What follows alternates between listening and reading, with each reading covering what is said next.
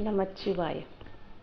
இன்னைக்கு யாருடைய வாழ்க்கை வரலாறை பற்றி பார்க்க போகிறோன்னா, பேயார்க்கும் அடியேன் அப்படின்னு சொல்லிட்டு நம்மளுடைய சுந்தரமூர்த்தி நாயனார் அவர்கள் பாடினார் இல்லையா?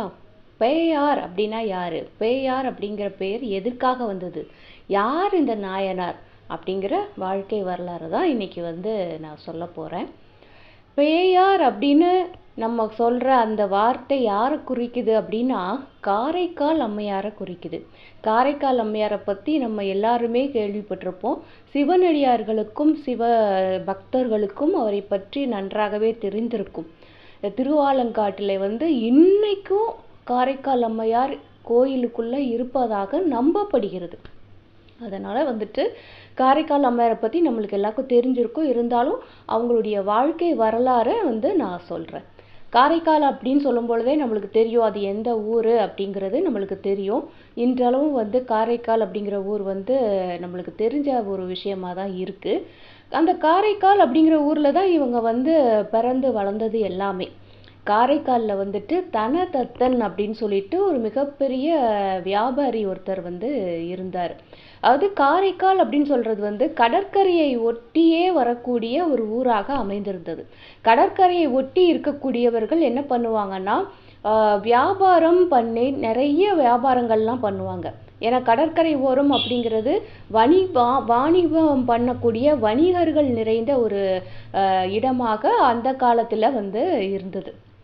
அந்த வரிசையில் காரைக்காலில் ஒரு தலைவர் மாதிரி இருக்கக்கூடியவர், வணிகர்களுக்கே தலைவர் மாதிரி இருக்கக்கூடியவர் தான் இந்த தனதத்தன் அப்படிங்கிறவர். இந்த தனதத்தனுக்கு மிக அதிகமான செல்வமும் நிறைந்திருந்தது. ஏன்னா வணிகத்தில் அவர் சிறந்து விளங்கின காரணத்தினால அவருக்கும் அந்த செல்வத்தில் குறைவே கிடையாது. அதே மாதிரி அவருக்கு ஒரு பெண் குழந்தை பிறந்தது. அந்த பெண் குழந்தையுமே பார்க்கறதுக்கு அப்படியே மகாலட்சுமியே நம்மளுக்கு குழந்தையா பிறந்தா எப்படி இருக்கும், அவ்வளோ ஒரு தெய்வீகமான ஒரு குழந்தை, பார்க்கறதுக்கு அவ்வளவு அழகு. இந்த உலகத்தில் பிறந்த குழந்தைகள்லையே இந்த குழந்தை தான் அழகு, இந்த குழந்தை தான் பொலிவா இருக்குன்னு சொல்கிற அளவுக்கு அவ்வளவு அழகான ஒரு பெண் குழந்தை பிறந்தது. அப்படி பிறந்த பெண் குழந்தைக்கு இவர் புனிதவதி அப்படின்னு பேர் வச்சார். இந்த புனிதவதியார் நல்லபடியாக வளர்ந்துட்டு வந்தாங்க. அது மட்டும் கிடையாது, குழந்தை பருவத்திலேயே, அதாவது நடை பயில ஆரம்பிக்கக்கூடிய குழந்தை பருவம், அப்போ எவ்வளோ சின்ன வயசுன்னு யோசிச்சுக்கோங்க. அப்படி நடை பழக ஆரம்பிக்கிற காலகட்டத்திலேயே இவங்களுக்கு புனிதவதிக்கு என்ன ஆச்சு அப்படின்னா, சிவபெருமான் மீது அளவு கடந்த ஒரு பேரன்பு உண்டாயிருந்தது. எப்போவுமே அந்த பருவத்திலே பேச ஆரம்பிக்கிற அந்த காலகட்டத்திலேயே சிவபெருமானுடைய பெருமையை இவங்க பேச ஆரம்பிச்சிட்டாங்க. எல்லாருக்கும் ஆச்சரியமாக தான் இருந்தது. இவங்க எப்படி இந்த வயசுல சிவபெருமான் மீது இந்த குழந்தை இவ்வளோ பக்தியாக இருக்குது அப்படின்னு சொல்லிட்டு ரொம்ப ஆச்சரியமாக பார்த்தாங்க. அது மட்டும் கிடையாது, இப்போ குழந்தைகளாக இருக்கும் பொழுது நம்ம என்ன செய்வோம், நம்மளுடைய அக்கம் பக்கம் வீட்டில் இருக்கக்கூடிய குழந்தைகளோடு சேர்ந்து நம்மளும் போய் விளையாடுவோம் இல்லையா? அதே மாதிரி தான் அந்த காலகட்டங்கள்லையும் எல்லாருமே ஆண் பிள்ளைகளாக இருந்தால் ஆண் பிள்ளைகள்லாம் சேர்ந்து விளையாடுவாங்க, பெண் பிள்ளையாக இருந்தால் பெண் பிள்ளைகள்லாம் சேர்ந்து விளையாடுவாங்க. இப்படி இவரும் அங்கே இருக்கக்கூடிய பெண் பிள்ளைகளோடு சேர்ந்து விளையாடக்கூடிய விஷயங்கள் எல்லாம் நடந்தது. அப்படி இருக்கும் பொழுது இந்த புனிதவதி என்ன பண்ணுவாங்களாம், எல்லா பெண் குழந்தைகளையும் உட்கார வச்சுட்டு சிவபெருமான் பற்றி பேசிக்கிட்டே இருப்பாங்களாம். சிவபெருமானின் பெருமையை பேசுவாங்களாம். அவர் மீது இவருக்கு இருக்கக்கூடிய ஒரு பேரன்பை பற்றி பேசுவாங்களாம். எனக்கு சிவபெருமான் மீது அன்பு அப்படி இருக்கு, அவர் அவ்வளோ என்னை இருக்கிறாரு, அவர் அவ்வளோ அருள் நிறைந்தவர், அவர் கருணை உள்ளம் கொண்டவர். அவங்க வாயை திறந்து பேசினாலே சிவபெருமான் பற்றி மட்டும்தான் பேசுவாங்க. அந்த அளவுக்கு சிவபெருமான் மீது மிகுந்த ஒரு பேரன்பை கொண்டிருந்தாங்க. அது மட்டும் கிடையாது, அப்படி குழந்தை பருவத்திலே குழந்தைகளோடு சேர்ந்து விளையாடக்கூடிய ஒரு பருவத்திலேயே சிவனடியார்களை பார்த்து விட்டால், எங்கேயாவது விளையாண்டுட்டு இருப்பாங்க, விளையாண்டுட்டு இருக்கும்போதே சிவனடியார்கள் யாருன்னா பார்த்துட்டாங்கன்னா அவங்க அவங்க காலில் விழுந்து ஆசீர்வாதம் வாங்கிட்டு அவங்கள வீட்டுக்கு கூட்டு வீட்டில் இருக்கக்கூடிய சாப்பாடு அவங்களுக்கு அமுது படைத்து அவங்களுக்கு என்னெல்லாம் வேணும்னு கேட்டு அதை கொடுத்து அனுப்பணும் அப்படின்னு இவங்களே பெற்றவங்களுக்கு சொல்லி கொடுத்து அனுப்பி அந்த மாதிரியான சிவ தொண்டெல்லாம் குழந்தை பருவத்திலேயே அவங்க செஞ்சாங்க. எல்லாருக்கும் ஆச்சரியமாக தான் இருந்தது. இந்த வயசுல இவ்வளோ சிவபக்தி அப்படிங்கிறது அப்படிங்கிறது இருக்குமா அப்படின்னா பெரும்பாலும் வந்து நம்மளுக்கு வளர்ந்ததுக்கு அப்புறம் கூட நிறைய பேருக்கு அந்த மாதிரி சிவபக்தி எல்லாம் வர்றதுக்கு வாய்ப்பே கிடையாது. அப்படி இருக்கிற போது வந்துட்டு குழந்தை இப்படியெல்லாம் வந்து நடந்துக்கிட்டா எல்லாரும் ஆச்சரியமா தானே பார்ப்பாங்க. அது மட்டும் கிடையாது, அவங்க பார்க்கறதுக்கும் அவ்வளோ பொலிவா இருப்பாங்களாம். அழகு அப்படின்னா அதுக்கு இன்னொரு பேரை புனிதவதின்னு நம்ம சொல்லலாம் அப்படின்னு சொல்லி அந்த ஊர்ல சொல்ற அளவுக்கு அவ்வளோ அழகு. அப்படியே வந்து தெய்வ குழந்தை மாதிரி இருந்தாங்க. வளர வளர அவங்க அழகும் சேர்த்து வளர்ந்துக்கிட்டே இருந்தது. அப்புறமா திருமண வயது வந்ததுக்கு அப்புறமா பார்த்தீங்கன்னா அந்த ஊர்ல மட்டும் இல்லை, உலகத்திலே இவங்க தான் அழகா இருப்பாங்க அப்படின்னு சொல்ற மாதிரியான ஒரு பெண்ணாகத்தான் அவர்கள் வளர்ந்து வந்தார்கள். அப்படி திருமண வயது எட்டுனதுக்கு அப்புறமா இன்னொரு ஊர்ல இருக்கக்கூடிய நிதிபதி அப்படின்னு சொல்லக்கூடிய ஒரு செல்வந்தர், அவரும் வணிகர் குலத்தை சேர்ந்தவர் தான். அந்த காலத்துல எல்லாம் எப்படின்னா ஒரு இடத்துல வந்து ஒரு பெண் வந்து திருமண வயதை அடைந்து விட்டார்கள் அப்படின்னு சொன்னா மாப்பிள்ளை வீட்டுல இருந்து அவங்க வந்து பெண் கேட்டு வருவார்கள். அதாவது இந்த சொல்லுவாங்கல்ல, இடைத்தரகர்கள் மாதிரி இருக்கிறவங்க இங்க வந்து பெண் இருக்கிறது, அங்க வந்து மாப்பிள்ளை இருக்கிறாங்க அப்படின்னு சொல்லிட்டு எல்லா வீட்டுக்கும் போய் பேசி அங்க இருந்து மாப்பிள்ளை வீட்டுல இருந்து கொஞ்சம் பெரியவங்க படிச்சவங்க எல்லாரும் வந்துட்டு பெண் கேட்க வருவார்கள். யாரிடம்? பெண்ணுடைய தகப்பனாரிடம். அப்படி கேட்டுட்டு பெண்ணுடைய தகப்பனார் வந்து அதுக்கு ஒப்புதல் கொடுத்ததுக்கு அப்புறமா கல்யாண ஏற்பாடெல்லாம் பண்ணுவாங்க. அந்த காலத்துல இப்ப இருக்கிற மாதிரி இந்த கம்யூனிகேஷன்லாம் கிடையாது. ஒரு ஊர்ல இருந்து இன்னொரு ஊருக்கு ஒரு நாளோ 2 நாளோ அது என்ன நடந்து வர்றதோ இல்லை வந்து மாட்டு வண்டிகள் மாதிரி வண்டிகள்ல வர்றதோ அது அவரவர் விருப்பப்படி வந்து பேசி முடிச்சுட்டு போவாங்க. இதுதான் வந்து அந்த காலகட்டங்கள்ல நடக்கக்கூடிய ஒரு விஷயம். அந்தபடிக்கு காரைக்கால்ல இருக்கக்கூடிய தனதத்தன் அவர்களிடம் அவருடைய பெண்ணை கேட்டு 2-3 ஊர்கள் தாண்டி இருக்கக்கூடிய நிதிபதி அப்படின்னு சொல்லக்கூடிய ஒரு செல்வந்தர், அவரும் வணிகர் குலத்தை சேர்ந்தவர், அவர் தன்னுடைய பையனுக்காக பெண் கேட்டு நல்லா வந்து தன்னுடைய குலத்துல இருக்கிறதே கொஞ்சம் நல்ல விவரம் தெரிஞ்சவங்க, நல்லா படிச்சவங்க, நல்ல மதிப்புல இருக்கிறவங்களா பார்த்து ஒரு 4 பேரை வந்து நீங்க போய் பெண் கேட்டுட்டு வாங்க அப்படின்னு சொல்லிட்டு அனுப்புறாரு. அனுப்புனதுக்கு அப்புறம் தனதத்தன் கிட்ட வந்துட்டு இவங்க சொல்றாங்க, இந்த மாதிரி நிதிபதி வந்து இந்த மாதிரி கேட்குறாங்க அவங்க பையனுக்கு. அவங்க பையனோட பேர் வந்து பரமதத்தன். பரமதத்தனுக்கு இந்த மாதிரி பெண் கேட்குறாங்க அப்படின்னு சொன்னோன்னே இவருக்கு வந்து சந்தோஷம். ஏன்னா வந்து அப்போல்லாம் தெரிஞ்சிருக்கும், ஒரு வணிகருக்கு இன்னொரு வணிகரை தெரிஞ்சிருக்கும். அப்போ வணிகர் குலத்துல இருக்கக்கூடிய ஒரு நல்ல குடும்பத்துல இருந்து ஒரு சம்பந்தம் வந்தது அப்படின்னு சொன்னா ஒரு தகப்பனுக்கு அதை விட வந்து ஒரு சந்தோஷம் இருக்க முடியுமா? தன்னுடைய பெண்ணுக்கு வந்து ஒரு நல்ல மாப்பிள்ளை கிடைக்கிறாங்க அப்படின்னா அதை விட பெரிய சந்தோஷம் ஒரு தகப்பனுக்கு இருக்கவே முடியாது. அதனால அவர் உடனே வந்து சரி அப்படின்னு சொல்லிடுறாரு. சொன்னதுக்கு அப்புறமா அடுத்த வேலைகள்லாம் நடக்குது. திருமணமும் சீரும் சிறப்புமாக நடந்தது. நல்ல ஏன்னா வந்துட்டு இவரும் செல்வந்தர், நிதிபதியும் செல்வந்தர், தனதத்தனும் செல்வந்தர். அப்போ வந்து கல்யாணம் வந்து நல்லா தடபுடலா வந்து நல்ல விதமா நடந்தது. புனிதவதியுமே வந்துட்டு பெண்கள் வந்து எப்படி இருக்கணுமோ அந்த மாதிரி இருந்தாரு. அந்த கற்பு நெறியெல்லாம் வந்து அவருக்கு அங்க கடைபிடித்தாங்க. கல்யாணத்துக்கு நடந்தக்கூடிய எல்லா சடங்குகளுமே வந்துட்டு நல்லபடியா செஞ்சு முடிச்சாங்க. இப்படியாக கல்யாணம் வந்து நடந்து முடிஞ்சது. திருமணம் முடிஞ்ச கையோட தனதத்தனுக்கு வந்து என்ன அப்படின்னா தனக்கு ஒரே பெண் குழந்தை தான் இருக்கிறது அப்படிங்கிறதுனால அவர் என்ன சொன்னாரு, என்னுடைய பெண் குழந்தை வந்து என்னுடைய ஊர்லயே வந்து இருக்கட்டும், அது என் பக்கத்துலயே இருந்தாங்கன்னா எனக்கு வந்து கொஞ்சம் சந்தோஷமா இருக்கும் அப்படின்னு சொல்லி கேட்கவே மாப்பிள்ளை பேட்டிலையும் அதை வந்து சரி அப்படின்னு ஒத்துக்கிடவே இவர் வந்து என்ன பண்றாரு, தனதத்தன் மாப்பிள்ளையும் பெண்ணும் குடும்பம் நடத்துறதுக்கு புதுசா ஒரு வீடையே கட்டுறாரு. அந்த ஊர்லயே கட்டி புதுமண தம்பதிகளை அந்த வீட்டில் வந்து குடி வைக்கிறாரு. அது மட்டும் கிடையாது, அவங்க வாழ்க்கை நடத்துறதுக்கு ஏற்ற மாதிரி பொண்ணும் பொருளும் என்னெல்லாம் தேவைப்படுதோ அத்தனையும் வந்து தனதத்தன் வந்து கொடுத்தாரு. நல்லபடியாக குடும்பம் நடத்துகிறாங்க, நல்லபடியாக வாழ்க்கை போயிட்டு இருக்கு. அது மட்டும் கிடையாது, பரமதத்தன் வந்து சும்மா வீட்டில் உட்காந்துருக்காம, ஏன்னா வணிகர் குலத்தில் வந்தவங்க இல்லையா, அதனால வணிகத்தில் வந்து நான் சிறந்தவனாக விளங்குவேன்னு சொல்லிட்டு அவரும் வணிகம் செய்ய ஆரம்பிச்சிட்டாரு, சம்பாதிக்கவும் ஆரம்பிச்சிட்டாரு. அந்த மாதிரி வணிகமும் அவருக்கு வந்து நல்ல கைவந்த கலையாக இருந்தது. அந்த வகைக்கு அவர் வந்து சம்பாதிக்கவும் ஆரம்பிச்சிட்டார். ஸோ வேலைக்கு போவார், வருவார், வாணிபம் பண்ணுவார். வீட்டில் வந்து நம்மளுடைய புனிதவதி அவர்கள் வந்து அவங்களுக்கு நல்லபடியாக சமைச்சு போடுறது, அவங்களுக்கு வேணுங்கிற காரியங்கள் பண்ணுறது, இதெல்லாம் பண்ணிக்கிட்டு இருந்தாங்க. அதோடு சேர்த்து என்னன்னா சிவனடியார்களுக்கும் வந்து அமுது படைக்கக்கூடிய வேலைகளையும் பண்ணிக்கிட்டு இருந்தாங்க. சிவனடியார்கள் வந்தாங்கன்னா அவங்களுக்கு சிறப்பாக அமுது படைச்சு அவங்களுக்கு என்னெல்லாம் வேணுமோ பொண்ணு பொருள் வேணும்னா கூட கொடுத்து அனுப்புகிற ஒரு நல்ல ஒரு தொண்டினை அவர்கள் செய்து கொண்டிருந்தார்கள். இது வந்து நல்லபடியாக போய்கிட்டே இருந்தது. ஒரு நாளைக்கு என்ன ஆச்சு, இவர் பரமதத்தன் வந்து வாணிபம் செய்ய போன இடத்துல அங்கே வந்து ஒரு எல்லாரும் சேர்ந்து பேசுகிற மாதிரியான ஒரு விஷயங்கள்லாம் நடக்கும் இல்லையா? அப்படி பேசிகிட்டு இருக்கும் பொழுது ஒரு 4 பேர் இவரை வந்து பார்க்க வர்றாங்க. பார்க்க வரும் பொழுது உங்களுக்கு என்ன செய்யணும் அப்படின்னு கேட்குறாங்க. அவங்க வந்து ஒரு உதவி கேட்குறாங்க. வாணிப ரீதியாக வணிகம் பண்ணுறாரு இல்லையா? அந்த வணிக ரீதியாக ஒரு உதவி கேட்குறாங்க. கேட்டோன்னே நான் செய்கிறேன்ப்பா அப்படின்னு சொல்லிட்டு பரமதத்தனும் அந்த 4 பேருக்கும் நான் செஞ்சு கொடுக்குறேன் அப்படின்னு சொல்லிட்டாரு. சொன்னதுக்காக அந்த உதவியை செய்து கொடுத்துறதுக்காக வந்து அந்த 4 பேரும் என்ன பண்ணுறாங்க, அவங்க கொண்டு வந்த 2 மாங்கனிகளை வந்து பரமதத்தனுக்கு பரிசாக கொடுக்குறாங்க. கொடுத்தோன்னே இவரும் வாங்கிடுறாரு. வாங்கிட்டு வேலைக்காரங்க கிட்ட வந்து கொடுத்து அனுப்புகிறாரு. இதை கொண்டு வீட்டில் வந்து புனிதவதி இருப்பா, அவகிட்ட கொண்டு கொடுத்துரு அப்படின்னு சொல்லி கொடுத்து அனுப்பிட்டு அவருடைய வேலையை அவர் வந்து தொடர்ந்து பார்த்துக்கிட்டு இருக்காரு. ஸோ வேலையெல்லாம் முடிச்சுட்டு வீட்டுக்கு வந்து நம்ம வந்து அப்போ தானே வந்து நம்ம அந்த பழத்தெலாம் சாப்பிடுவாங்க. அந்த சாப்பாடு சாப்பிடும்பொழுது மாங்கனியெல்லாம் சாப்பிடுவாங்க. அப்போது இதுக்கு இடையில வந்து என்ன ஆச்சு அப்படின்னா, மாம்பழங்களை வாங்கி வீட்டில் வச்சுருக்காங்க புனிதவதி. வீட்டில் வந்து சமையல்லாம் வந்து நடந்துக்கிட்டே இருக்குது. அப்படி இருக்கும் பொழுது அவங்க வீட்டு வாசலில் ஒரு சிவனடியார் வந்து நிற்கிறார். நின்னோடனே இவங்களுக்கு சந்தோஷம், சிவனடியார் வந்திருக்கார், அவர் வந்து நல்லபடியாக அவருக்கு வந்து சாப்பாடு கொடுத்து அனுப்பணும் அப்படின்னு சொல்லிட்டு உள்ளே கூப்பிட்டு அவங்கள வந்து உள்ளே வரும்போதே வந்து அவங்க பாத பூஜை பண்ணி தான் உள்ளே கூப்பிட்டு வருவாங்க. அதுதான் அந்த காலத்து வழக்கம். அவங்களுக்கு வந்து காலெல்லாம் வந்து கழுவி விட்டு பாத பூஜை மாதிரி பண்ணி அதுக்கு நிறைய வந்து வழக்கங்கள் இருக்குது. அதெல்லாம் பண்ணி தான் கூப்பிட்டு வந்து நம்மளுடைய வீட்டுக்குள்ளே உட்கார வைப்பாங்க, சாப்பாடு வந்து பரிமாறதுக்காக.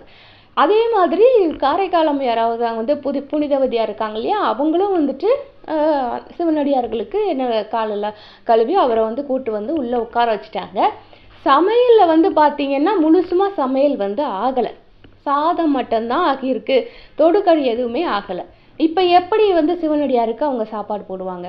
அப்போ புனிதவதியார் என்ன வந்து பண்ணுறாருன்னா, சரி சாதம் வந்து படைச்சிருவோம், தொட்டுக்க வந்து ஒன்றும் இல்லைன்னா இப்போ தானே வந்து கணவர் வந்து மாங்கனி கொடுத்து அனுப்புனார், அந்த மாங்கனியை வந்து நம்ம வந்து வெட்டி அதில் ஒரு மாங்கனியை வந்து தொடுக்கறி மாதிரி படைச்சிருவோம் அப்படின்னு சொல்லிட்டு இவங்க முடிவு பண்ணிட்டு சிவனடியாருக்கு சாதமும் அதில் இருந்தக்கூடிய 2 மாங்கனிகள் கொடுத்து விட்டாங்க. அதில் ஒரு மாங்கனியை எடுத்து படைச்சிடுறாங்க. அவருமே வந்துட்டு சிவனடியாரும் சாப்பிட்டுட்டு வாழ்த்திட்டு அவரும் வந்து கிளம்பி போயிடுறாரு. அதுக்கப்புறம் தான் பரமதத்தன் அவர்கள் வந்து வீட்டுக்கு வராங்க. வீட்டுக்கு வந்தோன்னா அவருக்குமே வந்துட்டு சமையல்லாம் செஞ்சு முடிச்சுட்டாங்க. அவருக்கு வழக்கம் போல் சாப்பாடெல்லாம் வந்து பரிமாறிட்டாங்க, சாப்பிட்றாங்க. சாப்பிட்டு முடித்த உடனே மீதி இருக்கக்கூடிய ஒரு மாங்கனி இருக்கு இல்லையா, அந்த மாங்கனியை வந்து வெட்டி அவருடைய தட்டில் வந்து வைக்கிறாங்க. வச்சோன்னா அவரும் வந்து சாப்பிட்றாரு. பயங்கர ருசியாக இருக்குது அந்த மாங்கனி. அவர் இந்த மாதிரி ஒரு மாங்கனி அவர் சாப்பிட்டதே கிடையாது வாழ்க்கையில், அந்த அளவுக்கு ருசியாக இருக்குது. அப்போ வந்து இவருக்கு இன்னொன்னையும் சாப்பிட்ணும் அப்படின்னு ஆசை வருது பரமதத்தனுக்கு. அப்போ வந்து அவர் கேட்குறாரு, நான் 2 மாங்கனி கொடுத்து அனுப்பினேன் இல்லையா, ஒன்று வந்து வச்சுட்டேன், சாப்பிட்டுட்டேன், ரொம்ப வந்து அருமையாக இருக்குது, அந்த மீதி இருக்கிற அந்த 2வது மாங்கனியும் எடுத்துகிட்டு வந்து வையின்னு நான் சாப்பிட்ணும் அப்படின்னு சொல்லிட்டு கேட்குறாரு. கேட்கும் பொழுது இவங்களுக்கு வந்து என்ன சொல்கிறது இவங்ககிட்டன்னு தெரியல. மாங்கனி எடுக்க போகிற மாதிரி உள்ளே போயிட்டாங்க. போனதுக்கப்புறமா தான் இவங்க வந்து யோசிக்கிறாங்க, நம்ம சிவனடியாருக்கு கொடுத்துட்டோமே, இப்போ வந்து இவர் வந்து சாப்பாட்டில் உட்காந்துட்டு இப்படி மாங்கனி கேட்குறாரே, நான் என்ன பண்ணுவேன் அப்படின்னு சொல்லிட்டு ஒன்றும் இல்லை, நின்றுட்டே வந்து சிவபெருமான் கிட்ட வந்து கேட்குறாரு, எம்பெருமானே என்னுடைய கணவர் வந்து மாங்கனி கேட்குறாரு, இப்போ நீ மாங்கனியை கொடுத்தாதான் வந்து என்னுடைய வாழ்க்கை வந்து நல்லா இருக்கும் அப்படின்னு சொல்லிட்டு அவங்க வந்து வேண்டுறாங்க. அவங்க வேண்டுன உடனே கையில் வந்து அப்படியே ஒரு மாங்கனி வந்து வந்துடுது. வந்தவுடனே இவங்களுக்கு வந்து ரொம்ப சந்தோஷம், எம்பெருமான் வந்து எனக்கு கருணை காட்டிட்டாருன்னு சொல்லிட்டு அந்த மாங்கனி கையில் விழுந்த மாங்கனியை வந்து கட் பண்ணி அவங்களுக்கு வந்து கொடுத்துட்றாரு. கொடுத்ததுக்கப்புறமா அதையும் வந்து பரமதத்தன் அவர்கள் வந்து சாப்பிட்றாங்க. சாப்பிட்டா இது வந்து அதை விட வந்து ரொம்ப ருசியாக இருக்குது. ஏதோ வந்து தேவலோகத்திலிருந்து வந்த அமுதம் மாதிரி இது வந்து அவ்வளோ ருசியாக இருக்குது. அவ்வளோ ருசியாக இருந்தோடனே பரமதத்தனுக்கு ஒரே வந்து ஆச்சரியமாக இருந்தது. இந்த மாதிரியான பழங்கள் நம்ம பூமியிலேயே கிடைக்கிறதுக்கு வாய்ப்பே கிடையாது, இந்த பூலோகத்தில் கிடைக்கிறதுக்கே வாய்ப்பு இல்லையே, இது தேவலோகத்திலேருந்து வந்த பழம் மாதிரிலாம் இருக்குது அப்படின்னு சொல்லிட்டு நம்மளுடைய புனிதவதியார்கிட்ட கேட்குறாங்க. கேட்கும் பொழுது அவங்க வந்து என்ன சொல்கிறது அப்படிங்கிறது அவங்களுக்கு வந்து கொஞ்சம் ஒரு மாதிரி இருக்குது. நம்ம சிவனடியாருக்கு படைச்சதை சொல்கிறதா, நம்மளுக்கு மாங்கனி வந்ததை சொல்கிறதா, சொன்னால் இவங்க நம்பணுமே அப்படிங்கிற ஒரு விஷயமும் இருக்குது. ஏன்னா அவங்க வந்து அவ்வளோ வந்து சிவபக்தியில் வந்து சிறந்தவங்க கிடையாது. அவங்க பரமதத்தன் அவர்கள் அவங்களுடைய கணவன் வந்து சிவனை தொழுகிறவங்களோ சிவன் பக்தியில் சிறந்தவர்களோ ஆன்மீகத்தில் வந்து ஈடுபடக்கூடியவர்களோ அந்த மாதிரிலாம் பெரிய விஷயங்களெல்லாம் அவங்க வந்து பண்ணுறது கிடையாது. அப்படி இருக்கும் பொழுது நம்ம இந்த விஷயம்லாம் சொன்னால் இவர் நம்புவாரோ மாட்டாரோ அப்படின்னு சொல்லிட்டு இவங்களுக்கு ஒரு மாதிரி ஒரு சந்தேகமாக வந்துடுது. எப்படி சொல்கிறது என்ன சொல்கிறது தெரியாமல் இவங்களுக்கு ஒரு மாதிரி ஆயிடுது. ஆனதுக்கப்புறமா கொஞ்சம் நிதானமாக யோசிக்கிறாங்க, என்ன தான் பண்ணுறது இந்த சமயத்தில் அப்படின்னு சொல்லிட்டு ஒரு 2 நிமிஷம் யோசிச்சு, சரி என்ன ஆனாலும் பரவாயில்ல, என்னெல்லாம் நடந்துச்சோ எல்லா உண்மையும் வந்து நம்ம வந்து கணவர்கிட்ட சொல்கிறது தான் உத்தமம், நம்ம இதை சொல்லிட வேண்டியதுதான் அப்படின்னு சொல்லிட்டு என்னென்ன நடந்துச்சோ எல்லாத்தையுமே சொல்லிட்டாங்க.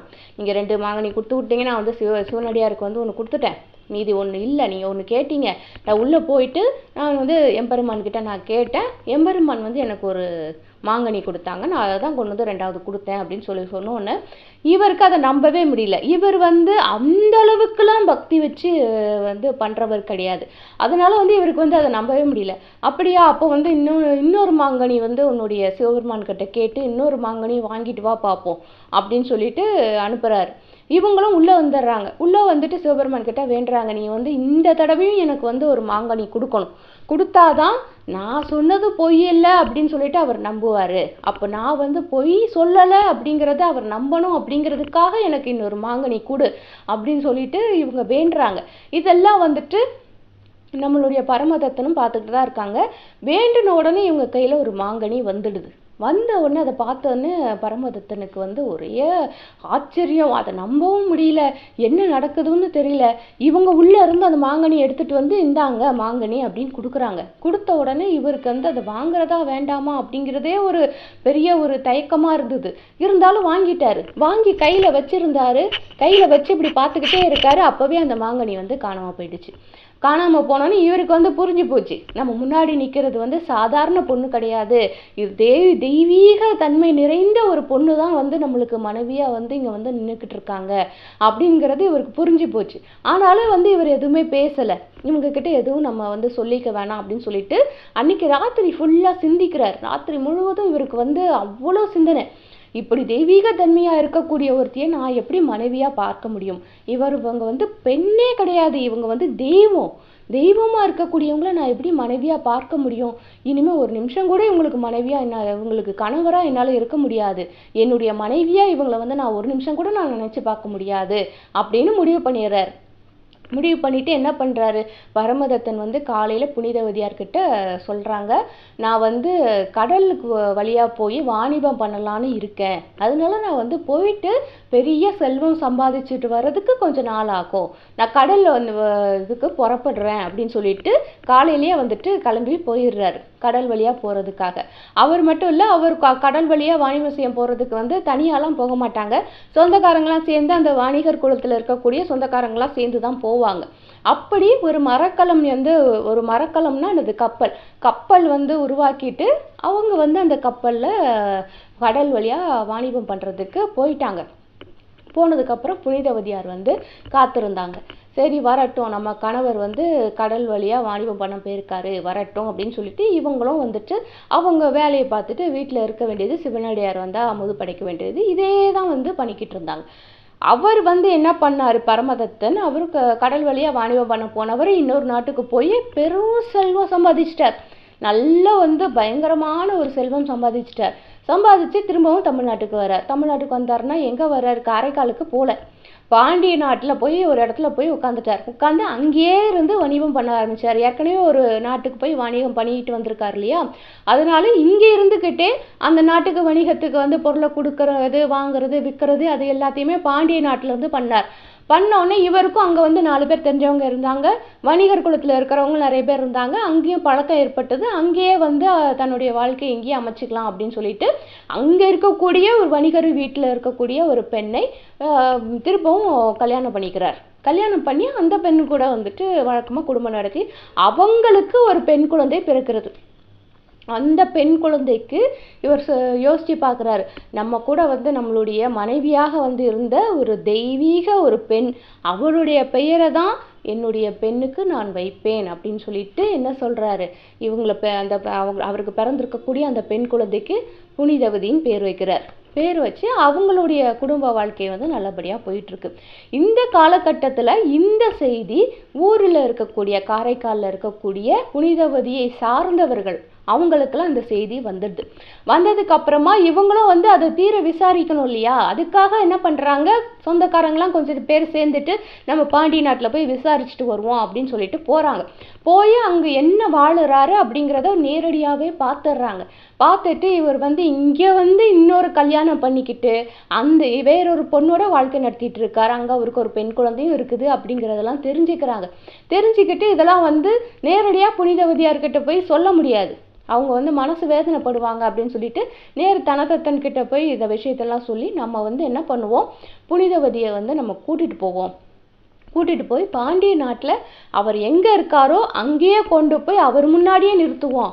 அதுக்கப்புறம் அவர் என்ன பண்ணுறாருங்கிறத பார்ப்போம். அங்கே இருக்கிற பெரியவங்களை வச்சு நம்ம வந்து என்ன பேசணுமோ பேசி முடிக்கலாம் அப்படின்னு சொல்லிட்டு இவங்கெல்லாம் முடிவு பண்ணி, அப்போல்லாம் வந்து பல்லாக்கில் தானே வந்து போவாங்க, இவங்கெல்லாம் பெரிய செல்வந்தர்கள் இல்லையா, பல்லாக்கில் போவாங்க. அது மாதிரி புனிதவதியவும் பல்லாக்கில் ஏற்றிக்கிட்டு சில சொந்தக்காரங்களில் இருக்கக்கூடிய பெண்களையும் கூட்டிக்கிட்டு சொந்தக்கார ஆண்கள் எல்லாருமே சேர்ந்து அந்த ஊருக்கு போகிறாங்க, பாண்டிய நாட்டுக்கு போகிறாங்க. ஒரு 4-5 நாள் பயணம் மேற்கொண்டு அந்த பாண்டிய நாட்டை அடைந்து விடுகிறார்கள். அங்கே போகும் பொழுது, அதாவது எல்லையிலேருந்து உள்ளே போகும் பொழுதே, அதாவது பக்கத்து ஊருக்கு வந்துட்டோம்னு வச்சுக்கோங்களேன், பக்கத்து ஊர்ல இருந்து இவர் பரமதத்தன் வாழக்கூடிய அந்த ஊருக்கு இவங்க வந்து அப்போல்லாம் தூது அனுப்புவாங்க. ஒரு ஆட்களை வந்து தூது அனுப்புறதுக்கே ஆட்கள் வச்சுருப்பாங்க. ஸோ அந்த மாதிரி வந்து ஆட்களை வந்து தூது அனுப்புகிறாங்க. தூது அனுப்பும் பொழுது பரமதத்தனுக்கு ஒரே பயமாயிடுது. அவங்க வந்து ஒரு தெய்வீக ஒரு பெண்ணு, அவங்க வந்து இங்கே வந்து என்னை பார்க்கறதுக்கு முன்னாடி நானே அவங்க இருக்கக்கூடிய அந்த இடத்துக்கு போய் அவங்கள வந்து நான் பார்க்குறேன் அப்படின்னு சொல்லிட்டு என்ன பண்ணுறார், தன்னுடைய மனைவியவும் தன்னுடைய மகளையும் கூட்டுட்டு அந்த ஊருக்கு போகிறார். சொல்லிடுறாரு, இவ வந்து நேராக போயிட்டு அந்த பெண் வந்து ஒரு தெய்வ பெண்ணு, அவங்கள நம்ம தான் போய் பார்க்கணும் அப்படின்னு சொல்லிட்டு மனைவியவும் குழந்தையும் கூட்டுட்டு அந்த ஊருக்கு போகிறான். போன உடனே அங்கே இருக்கக்கூடிய பெரியவர்கள் கேட்குறாங்க, என்னப்பா இப்படியெல்லாம் பண்ணுற அப்படின்னு சொல்லி கேட்பாங்க இல்லையா. ஸோ அந்த மாதிரி கேட்குறாங்க. கேட்கும்போது புனிதவதியார் வந்து வெளியில் வர்றாங்க. வெளியில் வந்த உடனே இவர் என்ன பண்ணுறாரு, தன்னுடைய மனைவி மகள் 2 பேரோட சேர்ந்து பரமதத்தனும் புனிதவதியாருடைய காலில் வந்து அப்படியே விழுந்து கும்பிட்றாங்க. இதை பார்த்ததும் புனிதவதிக்கும் ஒன்றும் புரியலை, அவங்க பின்னாடி நின்ன அந்த சொந்தக்காரங்களுக்கும் ஒன்றும் புரியலை. எல்லாரும் வந்து கேள்வி கேட்க ஆரம்பிச்சிட்டாங்க. நீ என்னப்பா இப்படி பண்ணிட்டு இருக்க, மனைவி காலில் வந்து யாருன்னா விழுவாங்களா, இந்த மாதிரி வந்து கட்டின மனைவி காலில் புருஷன் யாருன்னா விழுறது வந்து நல்ல விஷயமா, இப்படிலாம் பண்ணக்கூடாது, எதுக்காக இந்த மாதிரி வேடிக்கை விஷயங்கள் எல்லாம் பண்ணிக்கிட்டு இருக்க அப்படின்னு சொல்லிட்டு சொந்தக்காரங்கள்லாம் கேட்குறாங்க.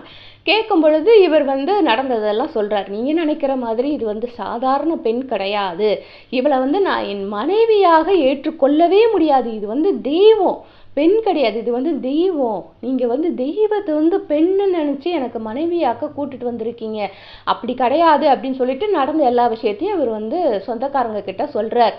சொன்ன உடனே வந்துட்டு சொந்தக்காரங்களுக்கெல்லாம் ஒன்றுமே புரியல. இவன் என்ன இப்படி பேசிகிட்டு இருக்கான், இவன் வந்து எதுக்காக இப்படி பேசுகிறான், இவன் சொல்கிறதெல்லாம் உண்மையா இல்லையா அப்படிங்கிறதே வந்து தெரியல.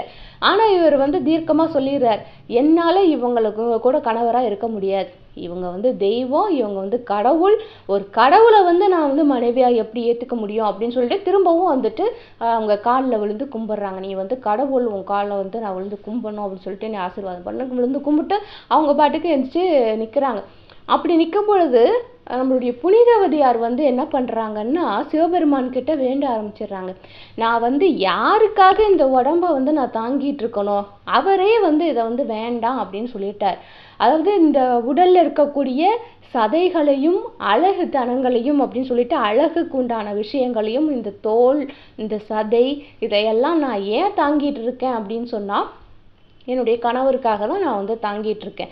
அவரே வந்து என்னைய வந்து மனைவியை ஏற்றுக்க முடியாது அப்படின்னு சொன்னதுக்கப்புறம் என் உடம்புல இதெல்லாம் தேவையே இல்லை, என்னை வந்து பூதக்கணங்கள் மாதிரி ஒரு பேய் உருவாக மாற்றி விடுங்கள் அப்படின்னு சொல்லிட்டு சிவபெருமான் கிட்ட வேண்டுறாங்க.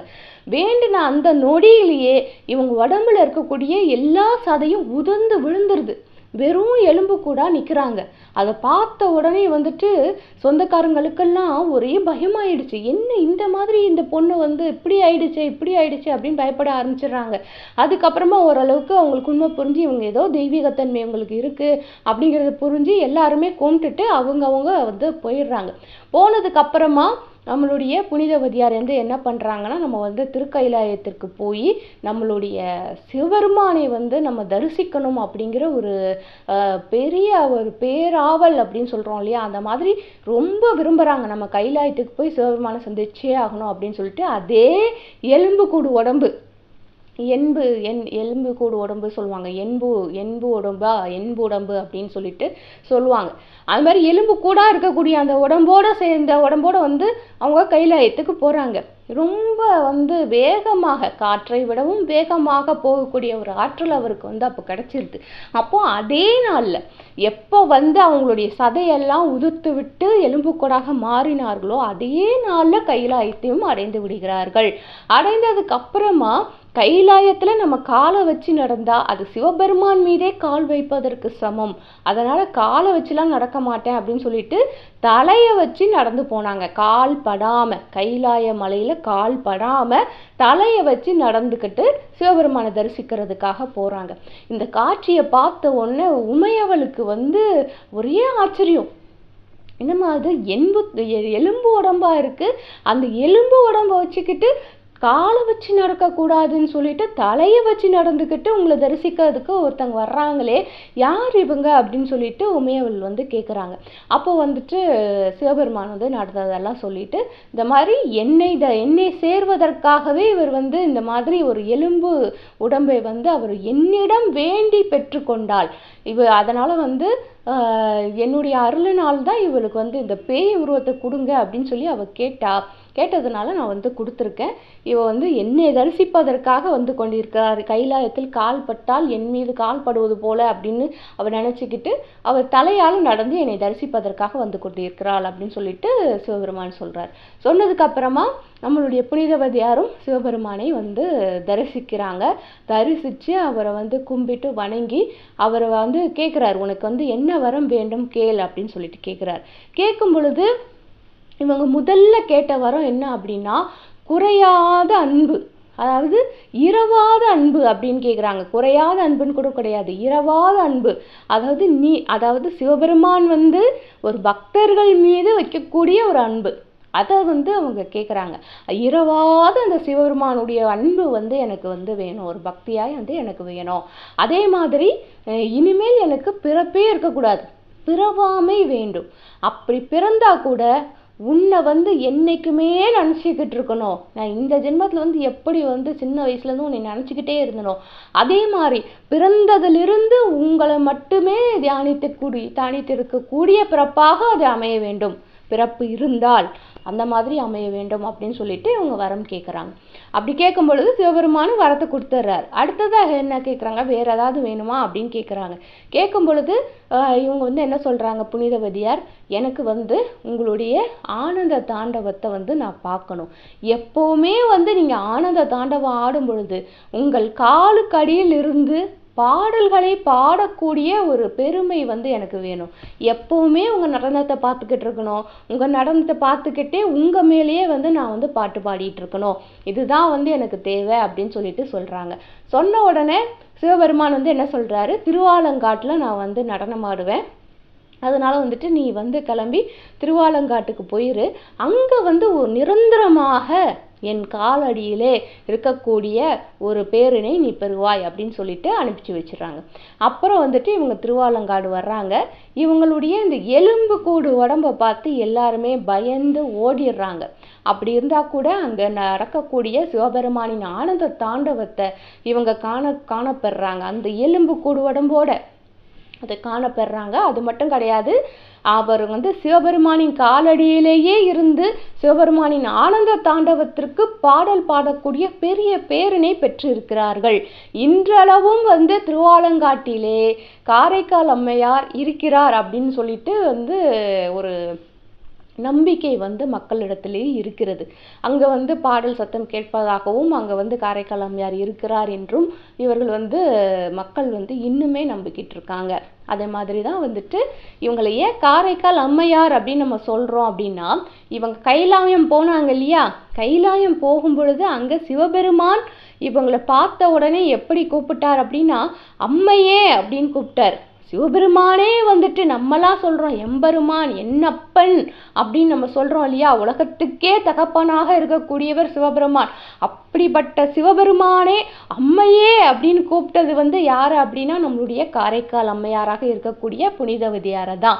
அப்படி சிவபெருமானே அம்மையார்னு கூப்பிட்ட காரணத்தினாலதான் நம்ம வந்து என்ன சொல்றோம், அவங்கள அம்மையார் அப்படின்னு சொல்றோம். அதோட அவங்க பிறந்து வளர்ந்த ஊரையும் சேர்த்து காரைக்கால் அம்மையார் அப்படின்னு சொல்லிட்டு அவங்களுக்கு பெயர் வச்சிருக்கோம். அவங்களுடைய உண்மையான பெயர் அப்படிங்கிறது புனிதவதி அப்படிங்கிறது தான். நம்ம புனிதவதியார் அப்படின்னு சொல்லிட்டு மரியாதையா சொல்லுவோம். சிவபெருமான் அவரை அம்மையே அப்படின்னு கூப்பிட்டதுக்கு அப்புறமா அவங்களுடைய பெயரை வந்து நம்ம இன்றளவும் காரைக்கால் அம்மையார் அப்படின்னு சொல்லி 63 நாயன்மார்களில் ஒருவராக வைத்து வழிபட்டு கொண்டிருக்கிறோம். இதுதான் பெண்ணாக பிறந்து 63 நாயன்மார்களில் ஒருவராக இடம் பிடித்த நம்மளுடைய காரைக்கால் அம்மையாராகிய புனிதவதியாரின் வாழ்க்கை வரலாறு. நமச்சிவாய.